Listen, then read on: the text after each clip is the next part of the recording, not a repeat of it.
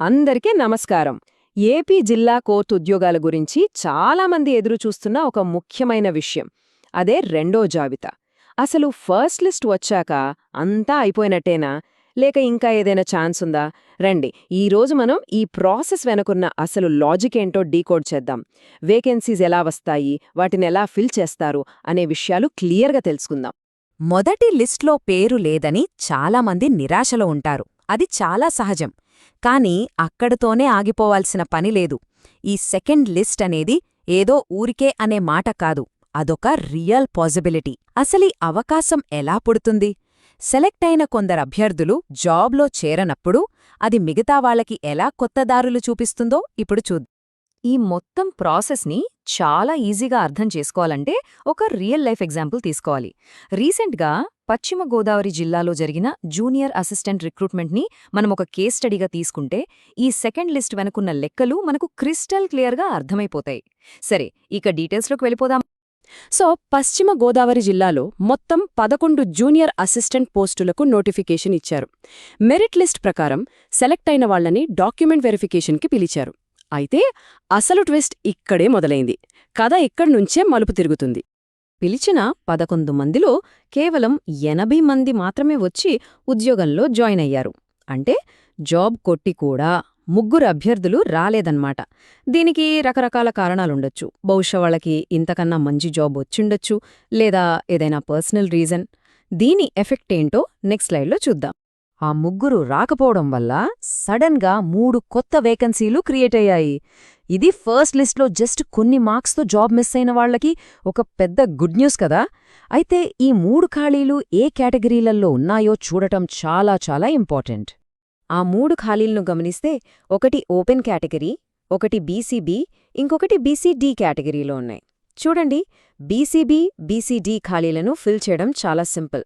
ఆ కేటగిరీలలో నెక్స్ట్ మెరిట్లో ఉన్నవాళ్లతో భర్తీ చేస్తారు. కానీ అసలైన మ్యాజిక్ అంతా ఆ ఓపెన్ కేటగిరీ వేకెన్సీని ఎలా ఫిల్ చేస్తారు అనే దగ్గరే ఉంది.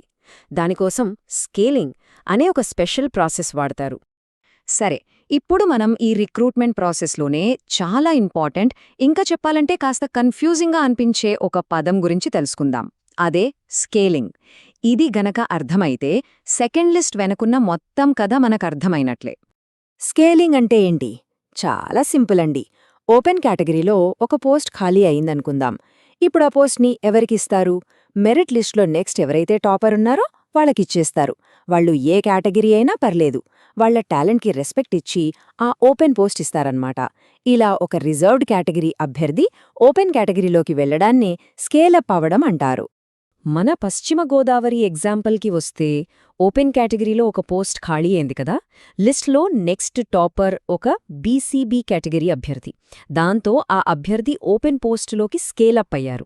ఇక్కడే అసలు ట్విస్ట్ ఏంటంటే ఆ బీసీబీ అభ్యర్థి పైకి వెళ్లటంతో వాళ్లు ఖాళీ చేసిన బీసీబీ పోస్ట్ ఇప్పుడు కొత్తగా అందుబాటులోకొచ్చింది. చూసారా లెక్క ఎలా మారిపోయిందో? మొదట మనకు బీసీబీలో ఒకే ఒక్క వేకెన్సీ కనిపించింది. కానీ స్కేలింగ్ ప్రాసెస్ వల్ల ఆ కేటగిరీ టాపర్ పైకి వెళ్లడంతో ఇప్పుడు అదే బీసీబీలో మొత్తం 2 ఖాళీలేర్పడ్డాయి. బీసీడీలో ఉన్న ఒక ఖాళీ అలానే ఉంది. అంటే ఒక ఓపెన్ కేటగిరీ వేకెన్సీ ఇంకో కేటగిరీకి డబుల్ బెనిఫిట్ ఇచ్చిందన్నమాట. ఇదే స్కేలింగ్ యొక్క పవర్. ఓకే, ఈ సెకండ్ లిస్ట్ గురించి ఆశతో ఎదురుచూస్తున్న టైంలోనే అభ్యర్థులందరూ చాలా సీరియస్గా తీసుకోవాల్సిన ఒక వార్నింగ్ ఉంది. అది క్వాలిఫికేషన్స్కి సంబంధించింది. తెలియక చేసే ఒక చిన్న మిస్టేక్ మొత్తం కెరియర్నే ప్రమాదంలో పడేయగలదు. ఆఫీస్ సబార్డినేట్ లాంటి కొన్ని పోస్టులుంటాయి. వాటికి క్వాలిఫికేషన్ జస్ట్ 10th క్లాస్. కానీ డిగ్రీలు, పీజీలు చేసిన వాళ్ళు కూడా అప్లై చేస్తున్నారు. అక్కడితో ఆగట్లేదు. అసలు సమస్య ఏంటంటే వాళ్ల హైయర్ క్వాలిఫికేషన్స్ని దాచిపెడుతున్నారు. కేవలం 10th పాస్ అయినట్టు చూపిస్తున్నారు. ఇది రూల్స్కి పూర్తిగా విరుద్ధం. ఈ విషయాన్ని అస్సలు లైట్ తీసుకోవద్దు. డాక్యుమెంట్ వెరిఫికేషన్ అనుకున్నంత ఈజీ కాదు. ఇప్పుడున్న టెక్నాలజీతో ఒక్క థంబ్ ఇంప్రెషన్ పెడితే చాలు, గతంలో రాసిన పరీక్షల వివరాలన్నీ బయటకొచ్చే అవకాశముంది. ఒకవేళ క్వాలిఫికేషన్ దాచిపెట్టినట్టు ప్రూవ్ అయితే ఉద్యోగం పోవడమే కాదు, ఫ్యూచర్లో గవర్నమెంట్ జాబ్స్కి అనర్హులుగా ప్రకటించే ప్రమాదం కూడా ఉంది. సో చాలా జాగ్రత్త.